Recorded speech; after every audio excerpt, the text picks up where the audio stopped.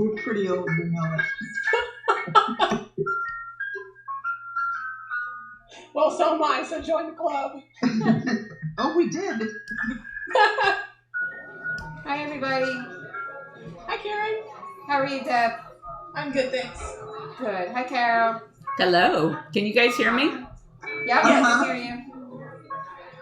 We hear you. I don't know how to mute my microphone. I'm on that club deck. Have you guys tried that? There's a little microphone on the bottom. I did try that, Carol, but I'm not on it tonight. It was too much new to navigate in a short time, so I'm still on my phone. Yeah. I could hit it and see. Let me see. Yeah, that's what you need. Are you on your phone, Carol? I am on Club Deck, which is it's a web app for the computer, but Oh, okay. I'm not liking it. So I'm going to go over to my phone. I agree with Deb. That's just too much new right now.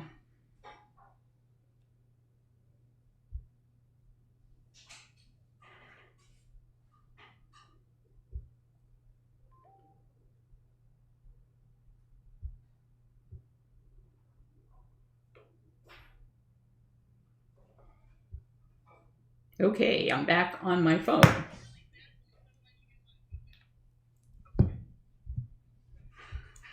And my headset is on. Hold on here. Sorry about this, everybody. Well, maybe if I put them in the charger, it'll stop. Okay. Now I hear you all. Uh-huh. And it's 6 o'clock. So welcome, Merritt Clifton and Beth Clifton. I'm so excited to have you guys here on ClubHouse with us. And have you guys joined any of the other ClubHouse rooms to know how they work? No, this was our first awareness that it existed was this week. Okay. Listen to last week's show. So what I'll do is I'll ask you a few questions and you guys can just take it wherever you want. And then I'm going to turn it over to the audience who will, I am sure, have all kinds of questions for you because you guys have been just a wealth of knowledge to me over the years. One of the, you can leave your microphone open because you're going to be the people answering all of the questions, but most of the rest of us will mute our microphones when we're not speaking to you. And there's a interesting little thing that we do in ClubHouse whenever we're like, yay, we love what you just said, we'll flash the microphone. So if you see that, you're not losing a connection or anything. It's everybody applauding. That's the only way we know how to clap in this thing. Okay. Well, We can do that. I was reading and Deb, do you know how to pin something at the top of this room? I do not, but I can try to figure it out. Okay. The URL that I would like to pin up there is animals24-7.org. Animals24-7.org. And that will pin up at the top of the page the website that is run by Merritt and Beth. And it is such a wealth of information about animals. I was thinking back and wondering, when did I first hear of Merritt Clifton? And then I started looking online and I see that you've been reporting since 1967. So unless you were reporting for your grade school newspaper, you're a little bit older than I am. Well, I started when I was 15, passing for 18. And it took a while for time to catch up to me, but I started on animal issues in the very late 60s, and it became a specialty in the mid 80s, but I was often reporting about animal issues in the 70s. And back in the 70s, nobody was talking about animal issues. So how were you out there so far ahead of everybody? Well, two ways. One is that the environmental beat back then was called the poop beat, and nobody wanted it. And I was the new guy, so I got it and grew into it along with the whole field of environmental reporting and gradually developed animals as a specialty, particularly after I became the farm and business reporter for the Sherbrooke Record. And that involved, of course, going out on farms and seeing the cows and the pigs and the chickens. And it also involved covering a lot of wildlife issues. It just went from there. Big cats became a part of it very early on because there was a bit of back and forth across the border traffic in exotic cats. I investigated it. It was sort of like pulling the thread and the sweater unravels because each thing led to something else. The big cats were being trafficked by a branch of organized crime. They were turning up in drug busts, prostitution busts, things of that nature. And I was gradually developing the expertise and the contacts and so forth that other reporters were contacting me to find out the background. If somebody had a panther or a lion, where did they get it? How much did they pay for it? When was this timeline? This is in the late 70s, I think, beginning about 1978. Wow. And we continue to research cases like that today. But a lot of the same names have been coming up all that time. They're the old guys in the field now, but they were the young guys in the field then. I know the first time I remember ever reading anything that you had done was when you were writing for Animal People. And what caught my attention there was that I cared about cat issues, of course, but you always researched things like nobody I have ever met before or since. You would have every detail and every document, all of the receipts to back up the things you were saying. And you weren't publishing opinion, you were publishing like the kind of journalism that we all wish existed in the real world and other types of journalism today. That kind of thing for animals. Me and Beth work very well together because she tends to be generally curious about everything, and I tend to be a pack rat storing whatever information comes my way. And we combine our skills, her background as a police officer, an animal control officer, and vet tech, and mine as an investigative reporter. And it works very well. I have this electronic file tree, and I used to have literally hundreds of file cabinets full of this stuff. Now it's mostly electronic, but every time I run across something that looks like it may connect with something that I might write about it, I create a special little mailbox just for that, and it goes in. So we have the files on people like Joe Exotic and Kevin Annell and all the rest of the Three Stooges of the Funny Company, going right back to when they first began to appear in a public way. Somebody really needs to sit down and like do a videotaped brain dump of everything that you know about these people that are still trafficking in these animals, because you've probably forgotten more than all of the rest of us will ever even figure out about these people. Well,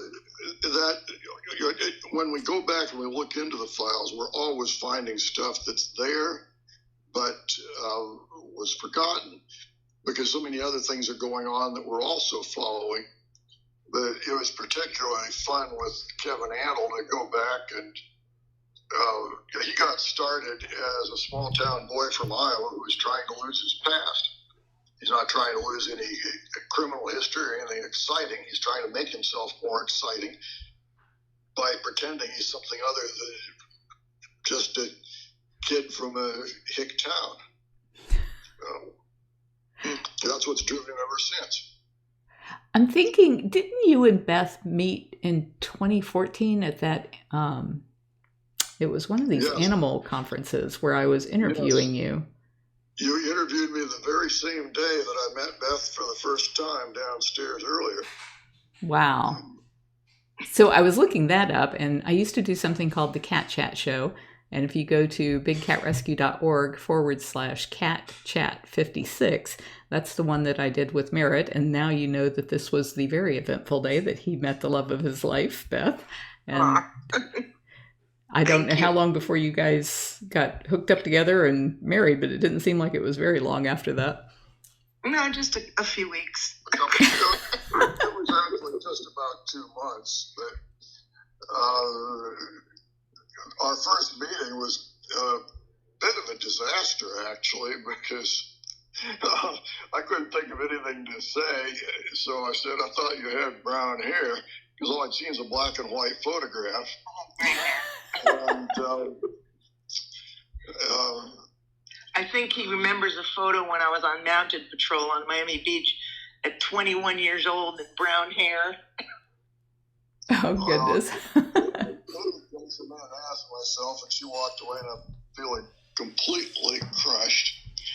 I just met the love of my life, and I knew it. And I didn't know if I was ever going to get another chance, but she sent me an email with her phone number. I didn't waste any time about calling her. And then I moved from Florida to Washington, a completely different world. It sounds like you have kind of a paradise out there where you guys are, though. Well, except that it rains pretty solid from the end of October to the beginning of March. Well, living in Florida most of my life, it doesn't get any more beautiful here in the summer, though. In the summer in Florida, you wish you were somewhere else. At least most people. So it's sort of a disorienting thing for me about Florida is there's no horizon. All the rest of my life, everywhere I've lived, there's mountains to the north, south, whatever. You look at the mountain and you can orient yourself by where you are, even if you can't see the sun because of the fog. Florida is just plain flat as a pancake, and it's like being in another universe. I actually, when I was in Florida, I was in Pasco County, so I didn't live very far from you, and you put out a call, all hands on deck, there's an injured bobcat. So I showed up, and we went out in a van, and we searched. You were there. Jamie was there. So that was the first time that I'd met you. And then the next time I met you, you and Howard, actually, was at the book, at Wayne Pacelli's book signing. I forget where that was, at somebody's mansion. It was beautiful. Wow. And so I met you there a second time. But then Merritt and I were in Florida visiting my kids, and we decided we would stop in and see you and Big Cat Rescue, and it was wonderful. The actual story is much more embarrassing than that. I went there in 2014 after, I think it was just before you taped the show, actually. I went there, and I took a bunch of photos, and I'm a crappy photographer. So none of them were worth a damn. So I had a story, but I had no photos to go with it. I waited a solid year. And then Beth, who's an excellent photographer, came, and she took all the photographs that went with the story. And meanwhile, for a solid year, you were being patient with me because I wasn't doing the story that I promised I was going to do. Well, I know you do such an in-depth story. It was well worth it. And you went from 24/7, or from Animal People to 24/7, your own paper. But I had never really thought about this until tonight, but I think that you probably really inspired me to create the 911animalabuse.com site, because when you would go into depth on some of these people back in the printed paper, that's what the Animal People was. It was a newspaper that came in the mail. And I was thinking, man, there needs to be like a database of all of these bad actors so that everybody knows who is involved in all of this treachery. And so now you have Animals 24/7, which is a online outlet. Do you guys send out a printed copy of your magazine, or is it all digital? No, it's strictly online. Doing anything in a print format got to be economically unviable. Yeah. And people ask us from time to time, but there's also so much more production work that goes into putting together a newspaper or a magazine. So I feel like I've done my time. I did the newspaper for 22 years and did a magazine for about 6 years before that. And before that, for 20 years, I had my own little magazine. So I don't want to go back to any of that kind of technology. Right, and we can put in so much more research and time into each article than putting a newspaper together. Right, because the time that is not spent on production, layout, printing, distribution, all the rest of that, you can spend on research. And being digital, now it's searchable. So when people are looking for that information, they'll be able to find it on your site, which is so helpful. One of the most frustrating things about being in the news business is you can spend weeks researching a story and then it's out there and the next day it's invisible. It's disappeared. I've literally walked into animal shelters and found my stuff lying in the litter box, and I guess that's a good purpose for it. But meanwhile, the information that was so hard to gather is, for the most part, being lost. Because not every library is going to have your periodical unless you're really big. You're not going to be accessible on microfilm unless people are sending away and ordering the microfilm. And it only came out once a month, so the news wouldn't even be current. But in the electronic format, you can not only put the stuff out there immediately, much faster than in a printed format, it can also stay there so people can search for it and they can find it. Just today, we have an article that we originally posted about 3 years ago. It's going crazy. It's got about 2,500 readers. That doesn't happen with a newspaper. If you have a newspaper article, you might reprint it or update it and reprint it, but the day after it appears, it's gone. So I'm thinking that one of the things that I like best about your type of coverage is that it's not like everyone else. Everyone else seems to, somebody will print a headline, everybody else follows that headline. They have no idea what the real story is. Whereas the things that you have researched have been so accurate, and you cover a huge array of topics, not only animal abuse, but you've covered animal heroes that have passed on and done biographies on them, or trafficking issues, all of that stuff. One of our favorite stories, actually illustrating the point you were making, a few years ago there was a case where supposedly a bunch of guys were passing a dolphin hand to hand, a La Plata dolphin that they found on a beach in Argentina. To take selfies. It went viral around the world. Beth is fluent in Spanish as well as English, and she could hear what these guys were saying. They were rescuing the dolphin. They weren't passing it around to take selfies. They were trying to figure out what to do for it. Oh, wow. And we were the only ones in the whole world who got the story right, because we were the only ones that slowed it down and listened to the tape. What was actually being said? What did they actually do? So they all got it wrong. CNN got it wrong. New York Post, all the big news agencies got it wrong, and we had the story. That's not to say we don't make mistakes. You always are going to make some mistakes, and that's another thing about electronic media. You can turn around and you can correct it. If you find out you got something wrong, you can correct it instantly. But we do, we know we're not going to be the first or the fastest with competing against news agencies that have thousands of reporters around the world. But we can do the best job with the most perspective, background, etc. And that's also where experience comes in. People like, for example, Joe Exotic, people acted like he just popped up yesterday. He did not pop up yesterday. That guy had a slime trail. He had a slime trail 20 miles long, 20 years long. And we had it, and we put it out there. So. Well, with that, go ahead. I would like to throw in there that we loved seeing you on Dancing with the Stars. My favorite was when you were dressed like a tiger. That was the best. Well, thank you.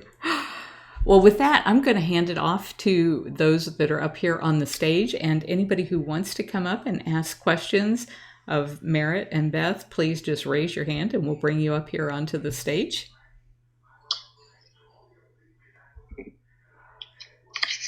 Daniel, it looks like you're first up. Did you have a question or comment for Merritt or Beth? I think what you guys do is very important and also very interesting.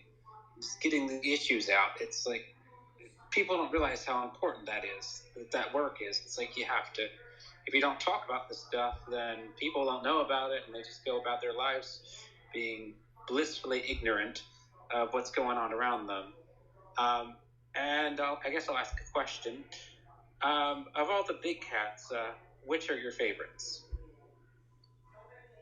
I guess whichever one that we're researching and writing about that particular day. It never occurred to me to have a favorite. It's just one day it's this animal, and the next day it's another animal, and we study whatever it is as intensely as we're able, and for the purposes of the issue. It might be we're looking at COVID getting into big cats at the Bronx Zoo, so we'll be paying attention to the big cats that are most vulnerable to it. But the next day we might be working on pumas in the wild. Maybe somebody had an incident with a puma. We'll focus closely on that. We had been in Kenya in 2017. Is that 2018? 2018, we actually saw a cheetah stalking its prey, and lionesses and male lions, and that was pretty amazing. It was a real treat to see them in real life. Unfortunately, North American big cats are pretty hard to see. I've never seen a puma in the wild. Beth's seen a bobcat. I haven't. I did one time almost step on a Canada lynx, though, and that was pretty interesting. Hiking in the woods, you just happened to step over a rotten log and woke the lynx up, and it was out of sight in like 3 big bounds. But I'm glad it bounded the opposite way instead of toward me.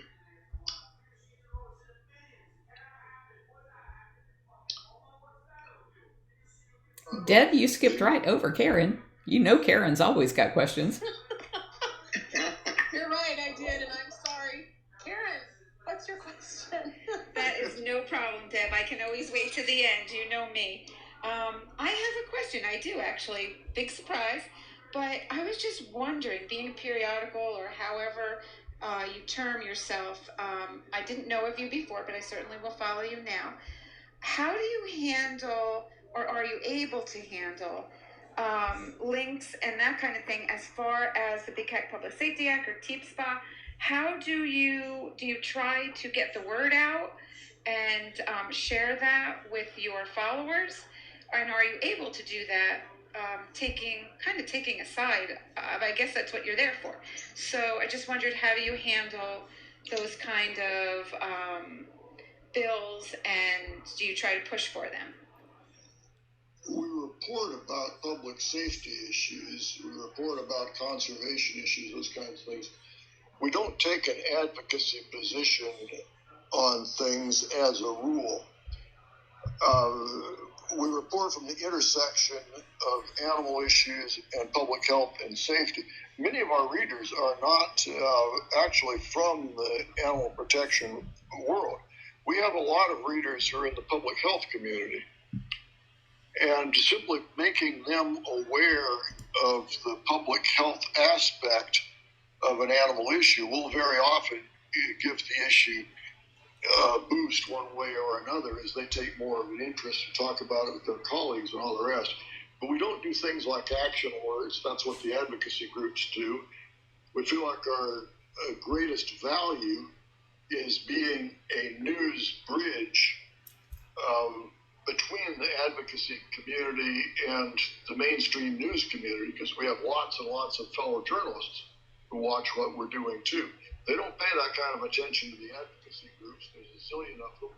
They're all pushing their particular bill. They're all claiming their particular victory. But we're not doing that. We're trying to take an overview, give people a wider perspective, and sometimes the pro and con of both sides of a piece of legislation. We definitely have our opinions, though. We have our opinions, and we don't keep them secret. Well, that's what I was wondering.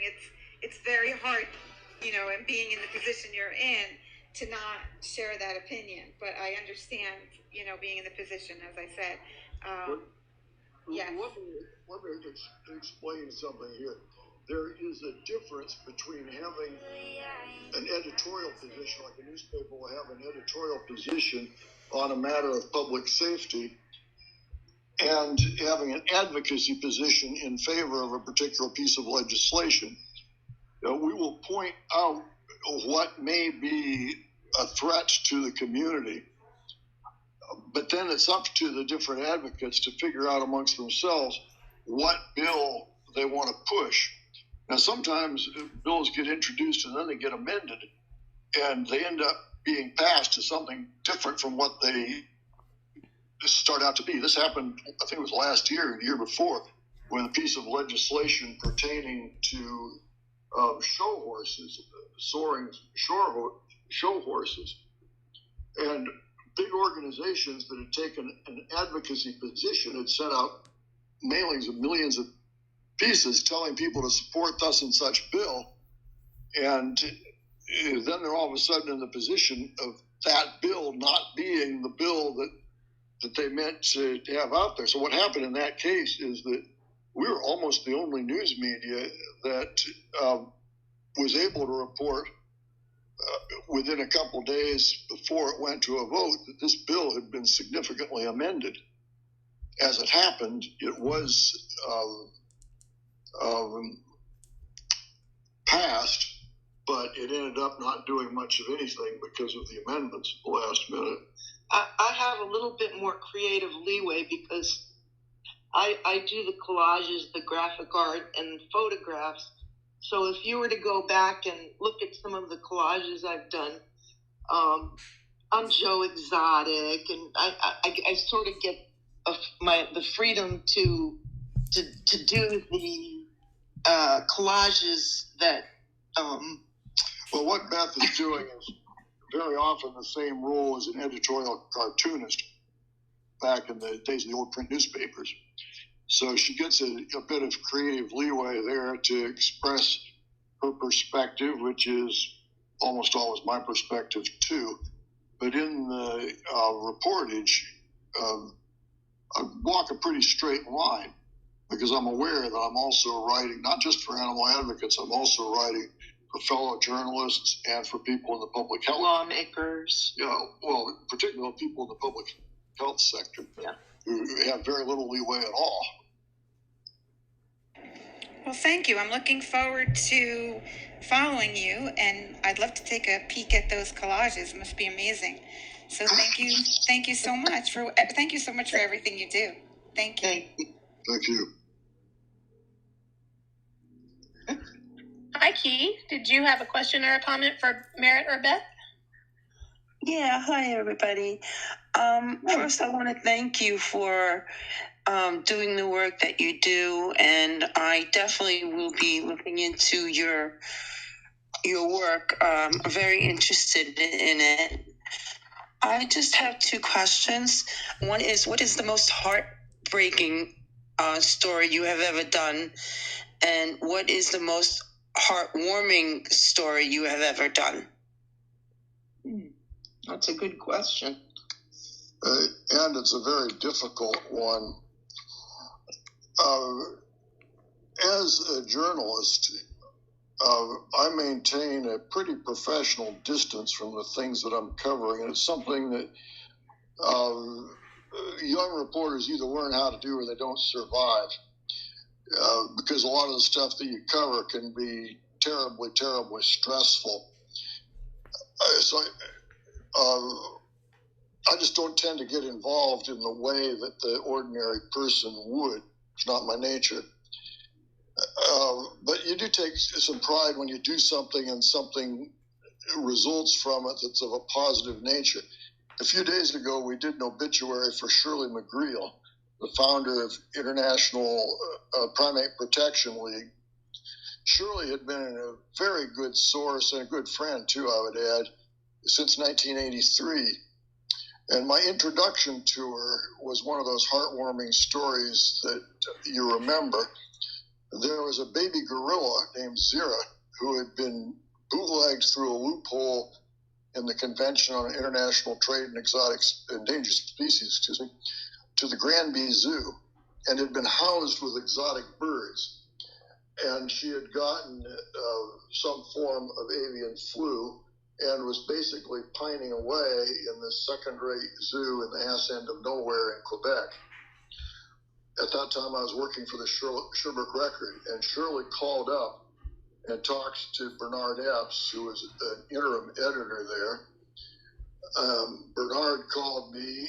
I went up there with the camera and did a whole series of articles, raised hell about Zira's situation, and she ended up being sent to the Toronto Zoo to be with other baby gorillas. She was finally raised with other gorillas.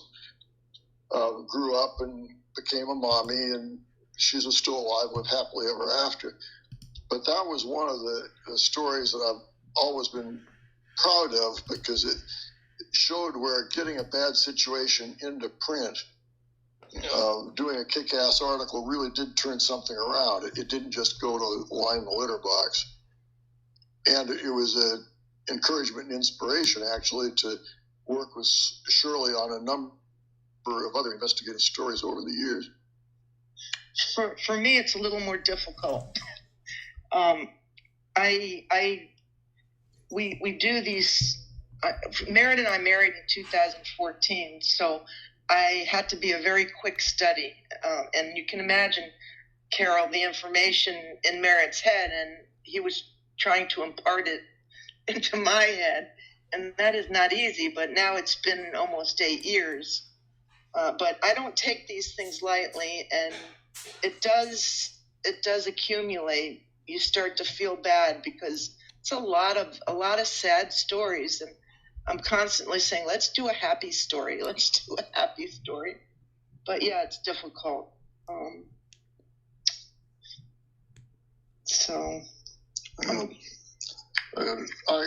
I could also admit there was a time when I was one of the few people in the country, or the world for that matter, who developed a lot of expertise in dog attacks and other animal attacks and how they occur and all the rest. So it was not unusual that I'd wake up in the morning and I would find the crime scene photographs of someone who had been torn apart by a dog, or torn apart by, in some cases, a mountain lion or a bear.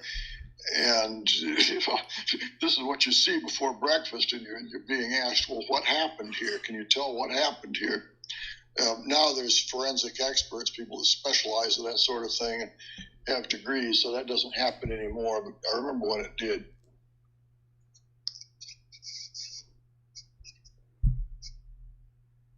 Everybody's in stunned silence. Thank you, Key. Nancy, did you have a question or comment for Beth or Merritt? Yes. Thank you both, Merritt and Beth, for all that you do. Your story sounds fascinating and everything that you do. Beth, I'm like Karen. I would love to see your artwork. And Merritt, I really like that you reach groups of people that probably wouldn't be reached any other way in the healthcare and other reporters that you were mentioning. I think that's really great that you're taking just the reporting stance on it, so that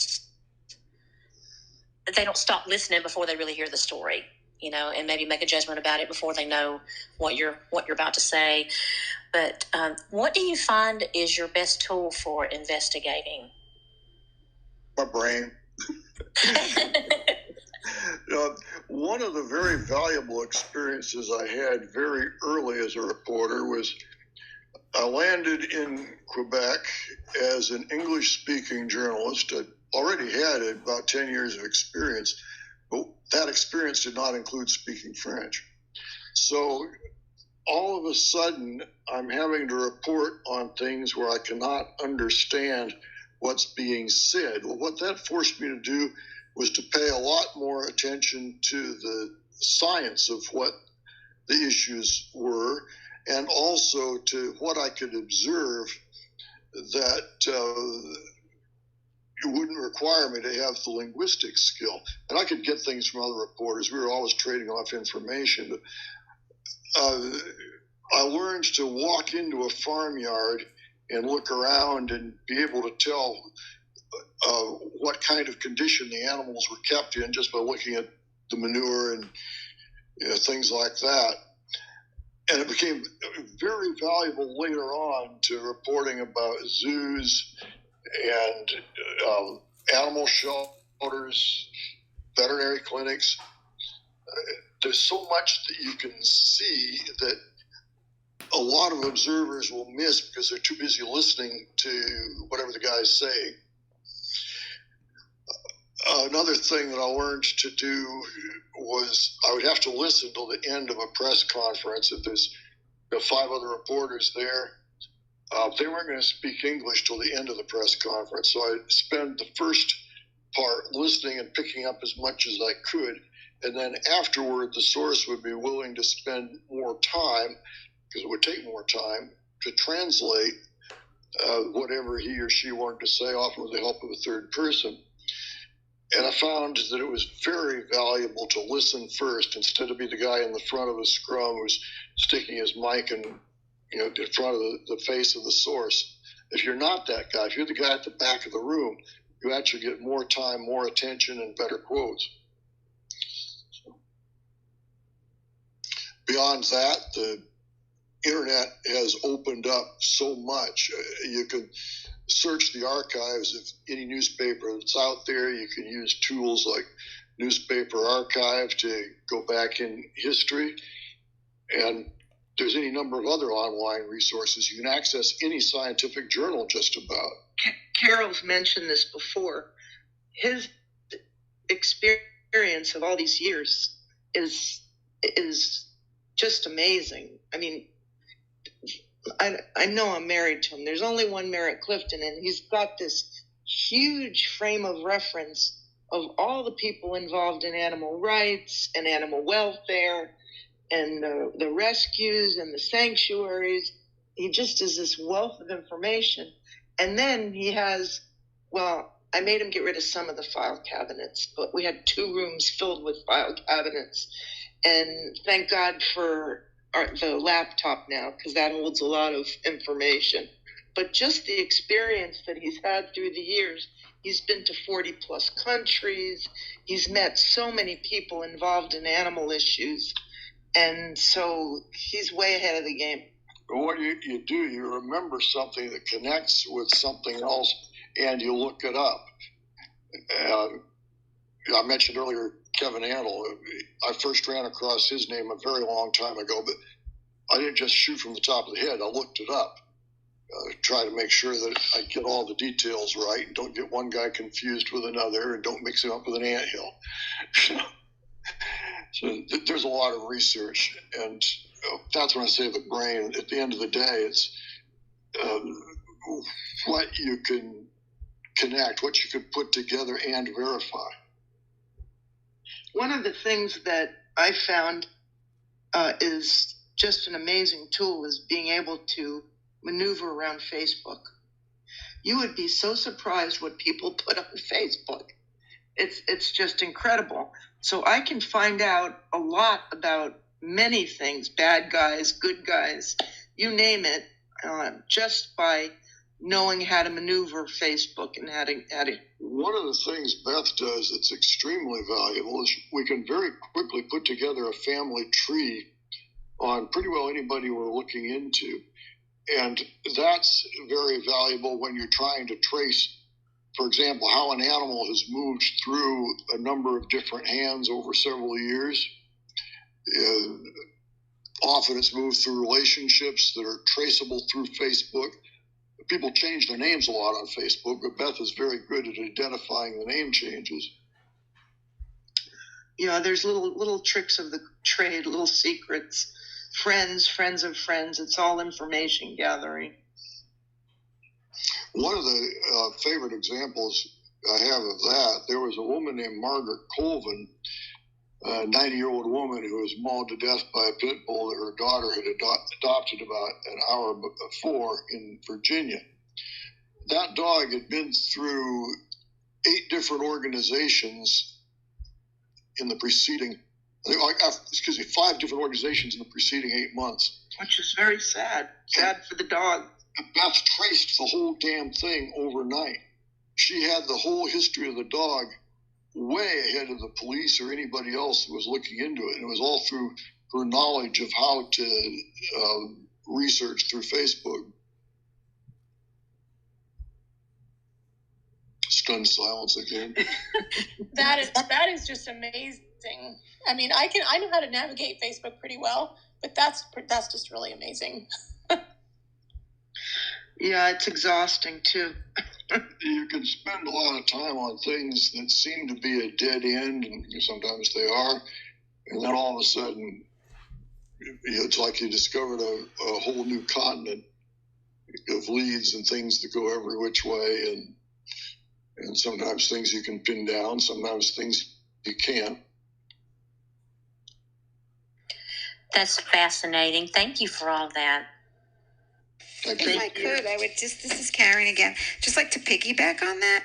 How have you handled people that, have they threatened you? Or, I mean, I know what Carol gets, believe me, I work on her Facebook page, but, you're exposing people all the time. Have you run into some bad guys or some people that you were frightened of at times? Well, we've run into bad guys. I wouldn't say anybody that we're particularly frightened of. There was one time, and this again goes back to pit bulls, some of the local people who had pit bulls decided to come hold a pit bull parade back and forth in front of the house on the hottest day in July. They've threatened our lives. They make all kinds of threats, but I think it's really Facebook warrior stuff. I was starting to say, I went out and put out a bowl of water for the dogs, and the people all ran away. So, we don't worry too much about that. It's more of a pain in the ass when they make a legal threat, because it costs money to hire a lawyer. But the thing is, they're spending their money too. So when they realize that you're not going to back down, you're not afraid of somebody being a lawyer just because they're a lawyer. It does take some intestinal fortitude, and I'm sure Carol can attest to that. Yeah, you're absolutely right. It's the lawyers that are just like, even though I know I'm always going to win against these guys, it's expensive and it's a pain in the neck. And very often donors don't really understand the importance of hiring a good lawyer to deal with these people. That's a reality you've certainly had to deal with. It helps, though, that you're married to a very good lawyer. Yeah. Howard's pretty awesome. Well, I'm sure he's in the other room thinking that he is pretty awesome, too. Howard is pretty awesome, I have to say. Lisa, did you have a question or comment for Beth or Merritt? Hello. Yes. Thanks for being here. Nice to, quote unquote, meet you. I have a question. Hi. I have a question in my head, and I'm not sure how to frame it, but let me start first by saying, Beth, I'm also an artist, and I was previously in publishing for 20 years. So I look forward to seeing your stuff too. I'm embarrassed to say I did not know about you until tonight, and I'm grateful for the opportunity to learn more and look into you more. And it sounds like a lot of us are learning about you tonight. My question kind of goes back to something that Merritt said earlier about you kind of being a go-between between the advocates and the mainstream media. My question is, are you comfortable with being in that position? Let me step back a moment and say, I was a latecomer to social media. And it's only since I started being on social media and Facebook and whatnot that I started learning more about the animals and the bad things that I was unaware of before. So, are you comfortable being in that position as a go-between, or do you think if your platform were further elevated so that more people knew about you, it would help get the word out to more people to be more proactive in your fight for protection of animals? I'm not sure. Well, we would very definitely like to have a wider audience, but reality is that we can't really compete on the exposure level with CNN or, for that matter, the major advocacy groups. Dodo. Yeah, the Dodo. We make fun of the Dodo sometimes because we'll do an in-depth investigative story on something, and 2 days later they'll come out with this really shallow, glossy, over-the-top thing, and we know that what they did is they picked it off 24/7 and dumbed it down, but that's all right. That's what they do. That's what we do.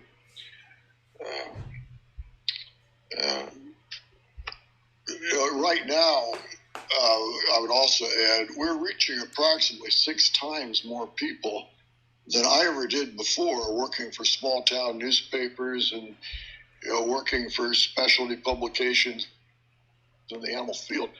So I really can't complain about size of audience, but one of the things that you learn is it's not so important how many people you reach as who you reach. If you reach people that really give a damn about whatever you're reporting about, that's how you make a difference. Is there in the Gorilla reporting for a small town daily newspaper that reaches about 5,000 people, the very small English-speaking population of Quebec, scattered across an area the size of Texas, but enough of those people gave a damn that we were able to get that gorilla out of there. Something in Iceland. Remember the event in Iceland? Yeah, there was Iceland withdrew from whaling, at least temporarily, a couple of years ago, right after we did an article about how the decline in tourism in Iceland had coincided with ramping up whaling, commercial whaling. And we emailed, when the article came out, we emailed the article alert to every single member of the Icelandic parliament. Fortunately, there's not that many of them. But we had only one subscriber in Iceland. And yet, within 24 hours, they had suspended their whaling program for the year. So sometimes you get some ridiculous leverage with things, and other times you come out with something that you think everybody should be jumping up and down and screaming about, and it just goes nowhere because you didn't reach the right person, whoever that right person might be.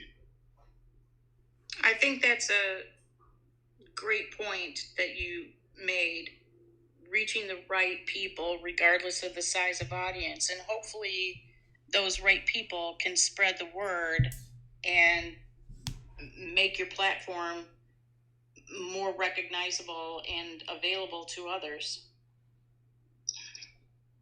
It's never any one right. It's always a different right person for a different issue.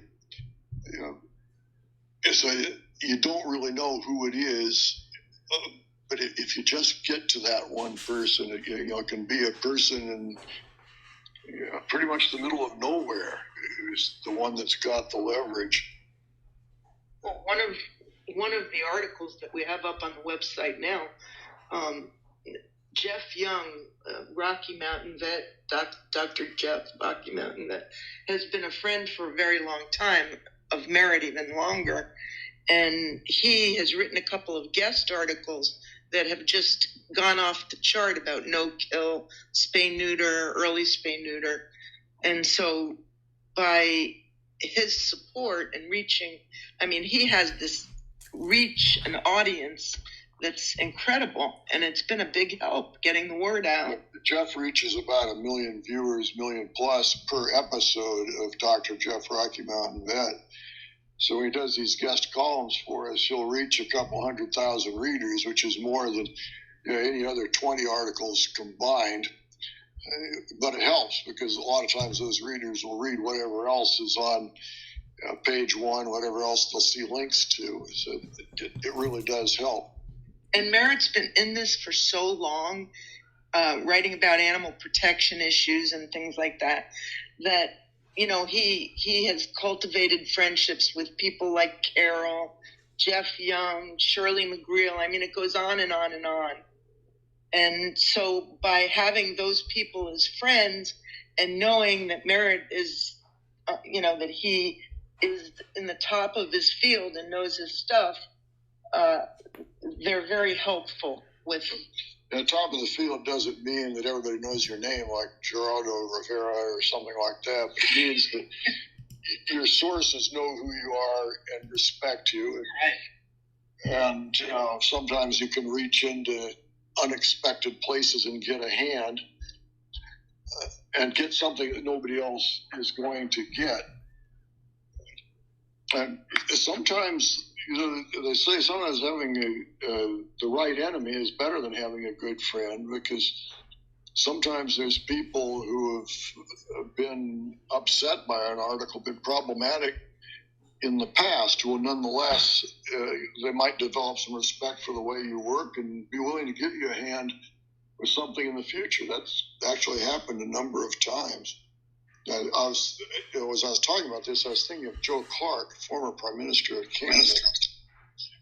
And several years ago, he gave me a hand on research on a story, even though I'm damn sure he didn't like the coverage that he got back when he was Prime Minister. So, well, thank you much. Oh, sorry. I was going to say, back when Alf was very active, the Alf, whatever. Animal Liberation Front. Right, the Animal. Merritt was writing about what they were doing, and he was saying that they shouldn't be setting bombs or fires or anything like that. Well, they came after him with a vengeance. Yeah, because, the death threats and this and that. So there was one he goes morning, back a long time. One morning, it was kind of funny. I got one of these death threat calls from an ALFer, supposedly, and another really nasty one from a rodeo cowboy, and another really nasty one from a hunter. And I told them all to show up at 10 o'clock in the morning, and none of them did. And then there was the 8 pounds of horse poop you got. Yeah, once upon a time, a Texas preacher didn't like something I wrote, sent me 8 pounds of horse poop that got intercepted in the U.S. Postal Service. The Postal Service was very curious about this. They wanted to know what I could say about the guy. Well, I'd never heard of him before. I didn't know what exactly motivated him. And then later, years and years later, 20 years later, the guy got a book published and sent me an autographed copy, which was kind of, had nothing to do, as far as I know, with the subject of the horse poop.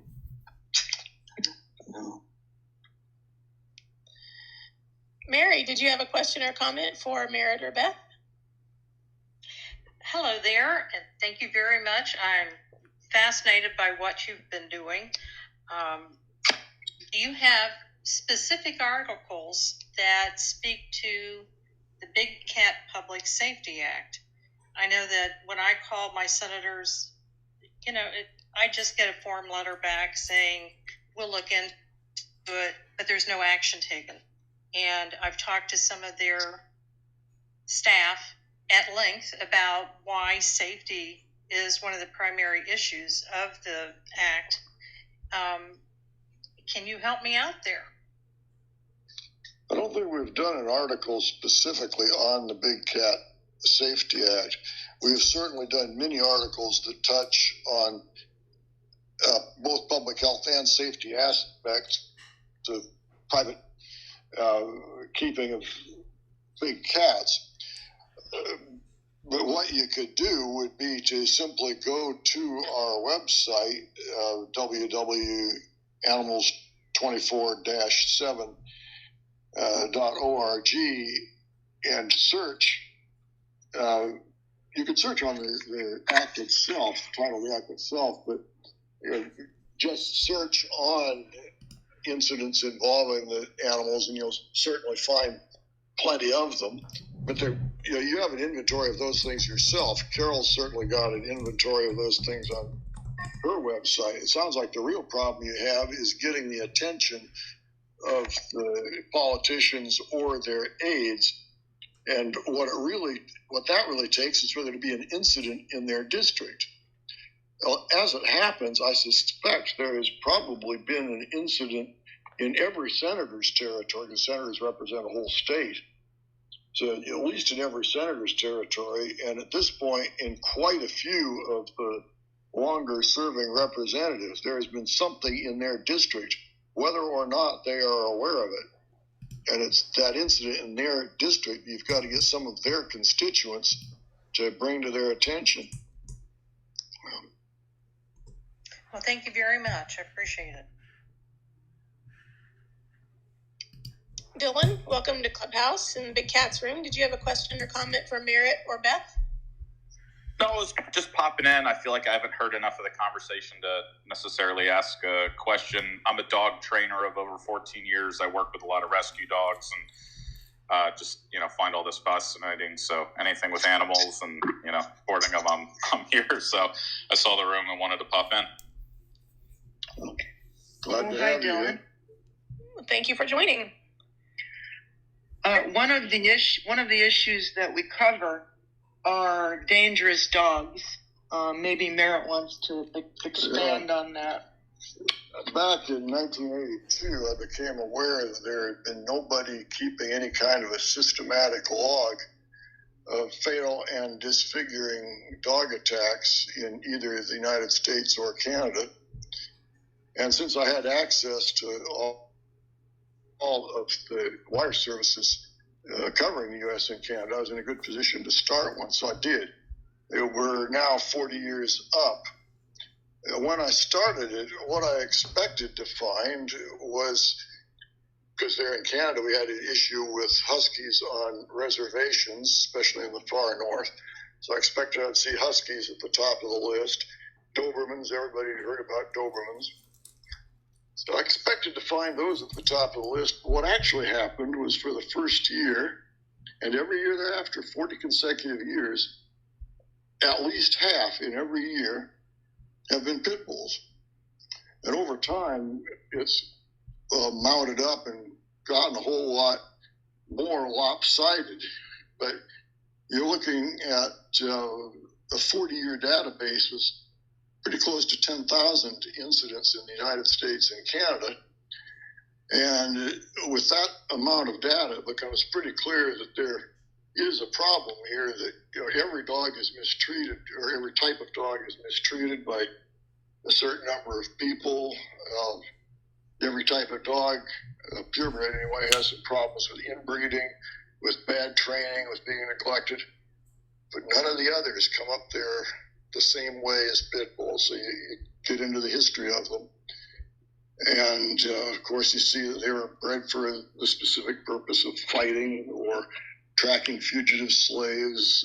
They've been used for a number of different things, but they're called pit bulls for fighting in the pit. Well, a lot of people take great exception to the data being what the data is, but I track that data just the same as we track exotic cat incidents, and we track also incidents involving farm animals, trucks going off the road losing loads of pigs. We track that, and the data is what it is. It shows that there is a disproportionate amount of risk with these particular dogs. So it's pretty, you're pretty spot on. So I've been training over 14 years. I've trained over 10,000 dogs. And I specialize in training the aggressive and all of the extreme behavior cases. So any dog that's bit a human or another dog, or is on the way to do that. And I would say easily, I'd say about 35 to 40%, maybe leaning towards 40%, would be a version of a pit bull. The rest are probably German Shepherds, a few Huskies, and then you get your mix of all sorts of big and small dogs. But, it's just a shame, because pit bulls also, it's like 50-50. You could say, when you have a 50-50 split, you could say the idea of marriage has a 50-50 failure rate, and it's technically a horrible idea.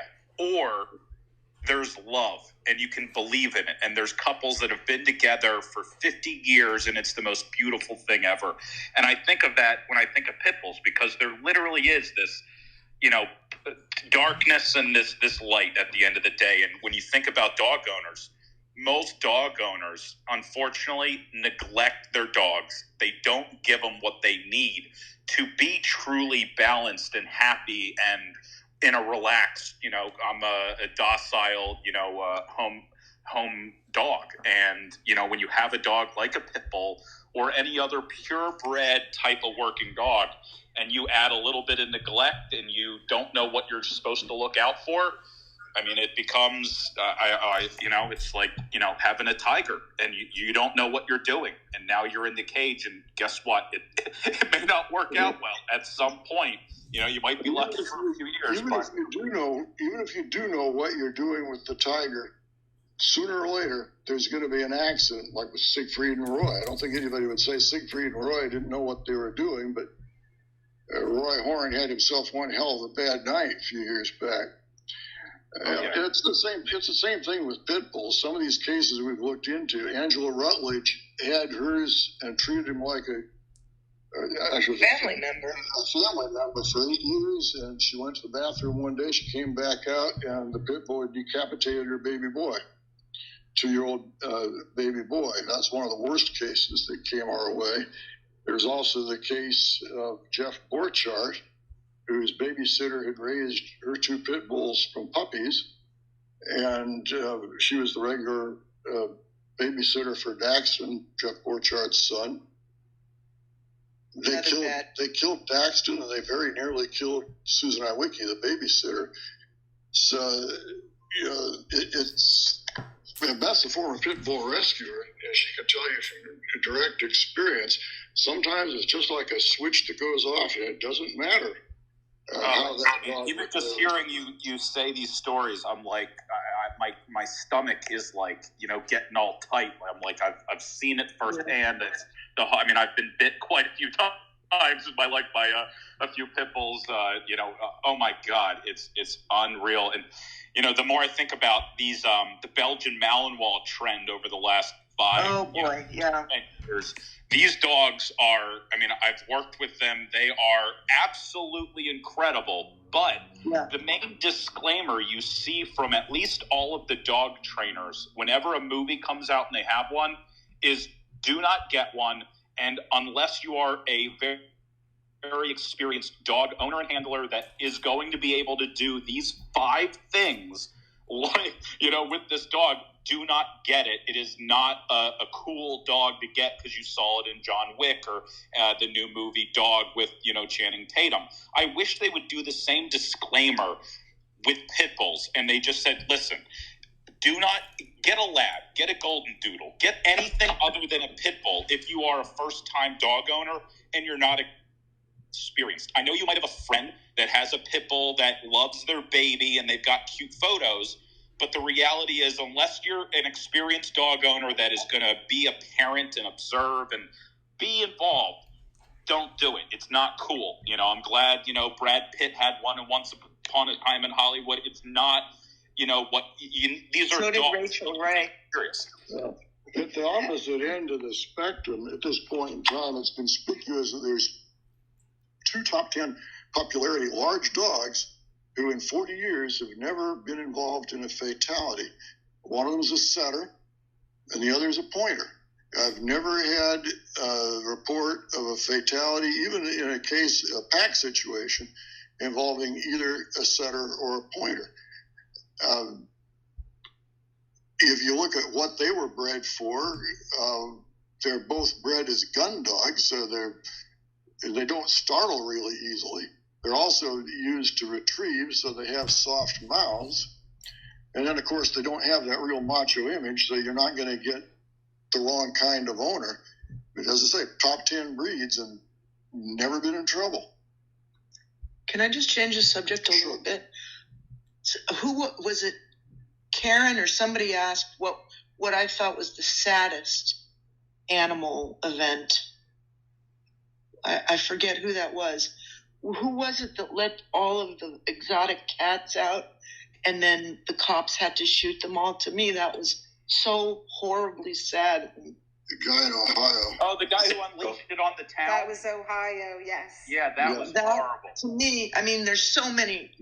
It's all sad, but these animals, through no fault of their own, found themselves in that situation with that loser, and he let them all out, and they all had to be killed.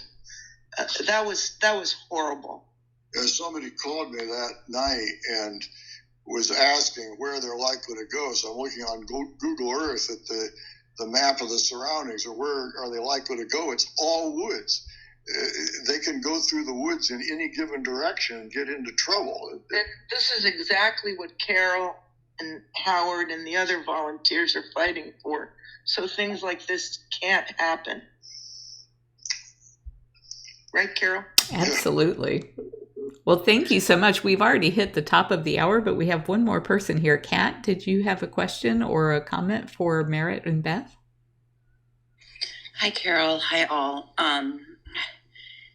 Gosh, the pit bull thing is a struggle for me. I have worked in rescue for over a decade now, and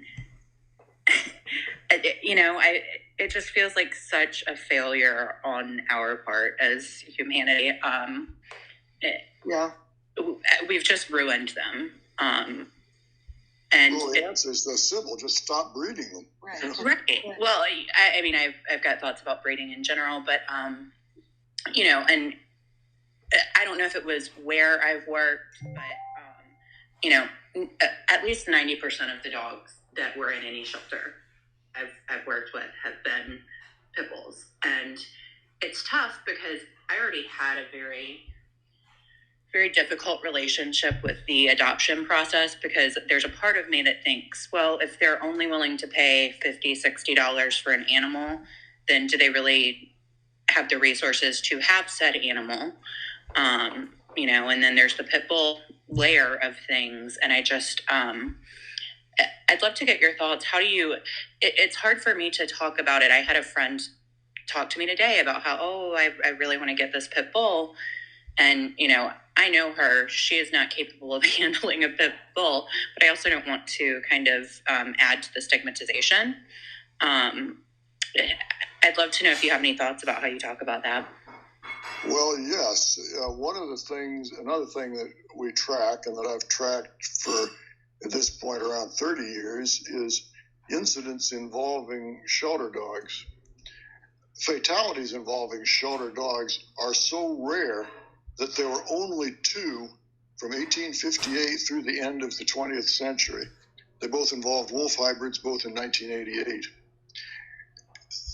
But since 2007, the Michael Vick case, we've had 88 shelter dogs involved in 48 fatalities, and more than 40 of those dogs were rehomed pit bulls. It's a very dramatic change from prior history, and there can be a number of reasons for it. The push to get to 90% live release rate is certainly a part of it. The growing popularity of pit bulls is certainly a part of it.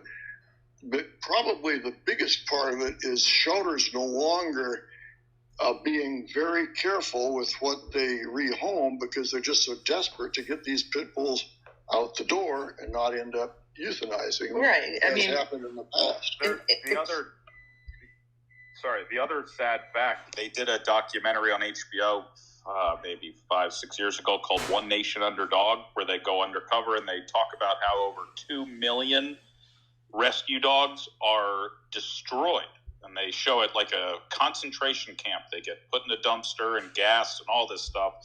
So a lot of these dogs that come in, they are pretty much being killed a lot. I mean, when I worked in Arizona, it was if I can interrupt you, the stats on shelter entry and exit is something else that I've kept for pretty close to 40 years.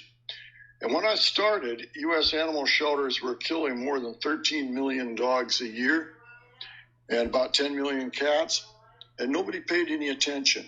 Nobody really seemed to give a damn until people like Dr. Jeff had done enough spaying and neutering that the whole litter cases were no longer occurring. People weren't rolling up to the shelter and dropping off the 12 kittens or puppies that they'd had just so their kids could see the miracle of birth. So I've tracked this all the way from when it's at the high point of the numbers down to what it is now. What it is now is just a fraction of what it was even 20 years ago. Being a former pit bull owner, rescuer, transporter, I would say to that person, you have to know how to manage the dog. Dog parks? No. There's no more dog parks. Going to off-leash beaches? No, that's a bad idea. You're setting the dog up for failure. And it really does, in a way, change your life, because it's not like having a golden or some very, what would you say? Well, you have right. You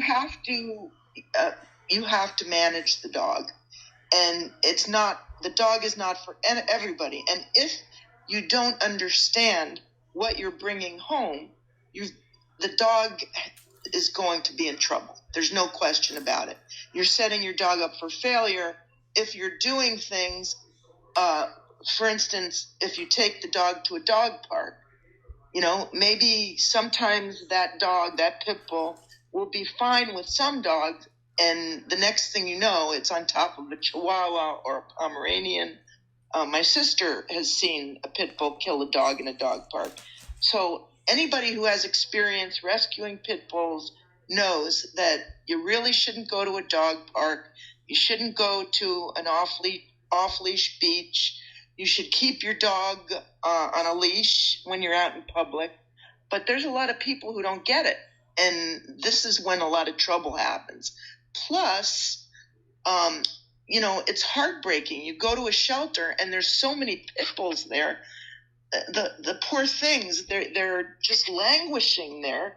And as soon as you start talking mandatory spay-neuter for pit bulls, everybody's up in arms. No, it should be across the board. Well, that's not realistic. It is just not realistic. But if there's 40, 50% pit bulls in the shelter, doesn't that tell you that it is breed specific? I know that pit bulls aren't a breed, but that tells me that something has to be done to reduce the population of pit bulls for their own good. And there's also, because people don't know that these dogs need, the Malinois is a perfect example. I was on Facebook one day, and this woman is saying, oh no, Malinois make great family dogs. Well, we know that it's not really a family dog. It's a working dog. And so bringing home a pit bull because you're good-hearted and, you want to do the right thing for the dog, but then reality sets in. Then, she chases cats. Oh, she doesn't like this dog. And all of a sudden you realize now you got to manage this dog. And not everybody is capable of doing that. I literally have to explain to people when they say, I want to get a Malinois and there's a discussion. I say, listen, everybody for the most part wants to have a kid. That doesn't mean you're ready to have a Malinois as a child. Are you ready to take your kid from soccer practice right to football practice, right to the gym, then back to the library, then you need to take them back to the gym? If you're going to be the type of parent that's going to chauffeur your dog, right, like a kid from activity to activity, and you're going to be that type of parent that knows your dog is the next Serena and Venus in the same fucking body, well, then you can own a Malinois. But unless you know that and you're ready for that challenge, I got a German Shepherd from a situation where I trained the mom that was aggressive, and I got a puppy out of it. And when I tell you, I have a unfixed male German Shepherd that's almost 3 years old, and it's very similar to a Malinois. And even me, all my experience, every day my dog looks at me like, I'm still going to challenge you, and we need to do stuff, and I'm ready to go to football, soccer, in the gym. And I love it. It makes me feel like a brand new dog trainer again. It's been the best thing of my life. But again, I'm a dog trainer, and I knew what I was getting in for. I couldn't imagine, just saying I want the dog because it'll be cool. There's so much that goes into owning a dog. And I had a husky that I used to run long distances with, and I will never forget one day I ran 25 miles, and I thought, damn it, this is going to satisfy the dog today. 2 hours later, she had a leash in her mouth, and she wanted to go out again. So I love that dog, but I'm never going to get another husky. I'm not up to running 25 miles a day now. Exactly. Well, I want to thank everybody who has come to the room tonight, and I want to thank you especially, Merritt and Beth, for spending some time with us and letting everybody know about Animals 24/7. If you click that link up at the top of the room here, you can go directly to it. And I would ask that if you haven't followed everybody in the room, please do, because this is your cat family, despite the fact that we've been talking about dogs for the last half hour. Sorry, Carol, sorry. I tried to bring it back. Yes, you did. So can everybody open up your mic and tell Merritt and Beth how much you love for them for coming tonight? Thank you. Woo-hoo! Thank you so much. Thank you. Great. Thank you for having us. Thank you for being patient with us. Thank you. Deb, did you have an announcement about next week yet? Yes. Next week, we have a return guest. Howie is going to be back with us to talk about an update on the Big Cat Public Safety Act. Yay! Woohoo! Woohoo! Can't wait to hear Howie. So be sure that you join and you tell others, and I will, I usually set the link for the room on Thursdays, so watch for that, or just join us next Saturday evening at 6 o'clock. Thank you, everybody. Excellent. Thank you. Thank you. Bye. You guys have a good night. Good night, everyone. Bye-bye. Good night. Good night.